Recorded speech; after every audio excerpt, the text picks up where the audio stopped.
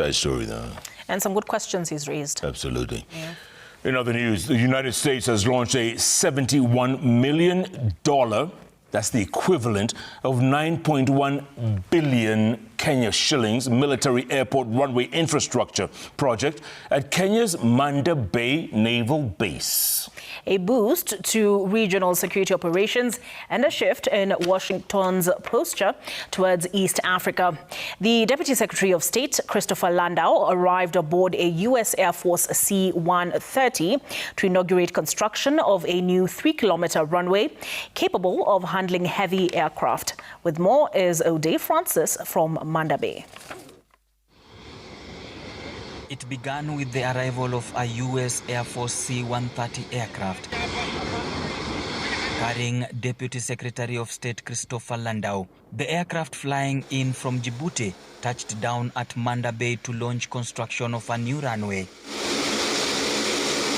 The expansion transforms Manda Bay into a strategic American operations hub in the region, situated near Somalia. We have to show those who would attack us that we are resolved to defend ourselves.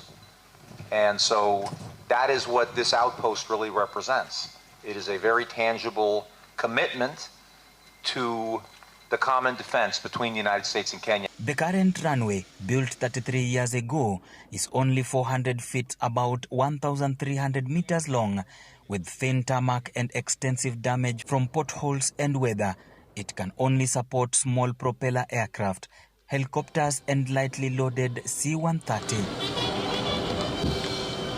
The new runway will stretch 10,000 feet, about 3,300 meters, with thicker pavement and modern drainage, and with the capacity to handle larger aircrafts.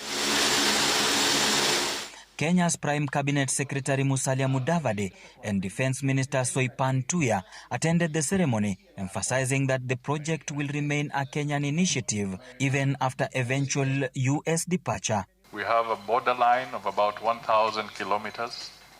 It's very porous. This is an asset supported by the Americans, working with the Kenyans, and the Americans will not uproot it and take it to another destination. It will continue to be an asset in this country, a piece of infrastructure for security and for supporting the economy. General Dagvin Anderson is the 7th commander of U.S. African Command AFRICOM, recounts how Manda Bay has long been flashpoint in regional security. In 2016, Camp Simba, part of the base, was attacked by terrorists from Somalia. The terrorists continued to attack, as Kenya knows well, from Westgate, Garissa, Dusit 2. But then for me, another personal one was right here at this location 6 years ago this month, on the 5th of January, when Al-Shabaab did a daylight morning attack against our combined forces. 3 Americans were killed that day, 7 aircraft burned to the ground. It was not a good day. For America, the project underscores a recalibration of U.S. engagement in East Africa. For Nairobi, it represents a critical investment in defense infrastructure aimed at ensuring Kenya forces can sustain operations against extremist threats while maintaining sovereignty over the base. I look forward to seeing this runway when it is completed. I would love to see the first airplane landing here, and hopefully it won't take a year and a half, but hopefully at least in a year and a half it will be done. I look forward to coming back very shortly to see the project and complete it. I think we can all take great pride in that. O'Day Francis, Citizen TV, Nairobi.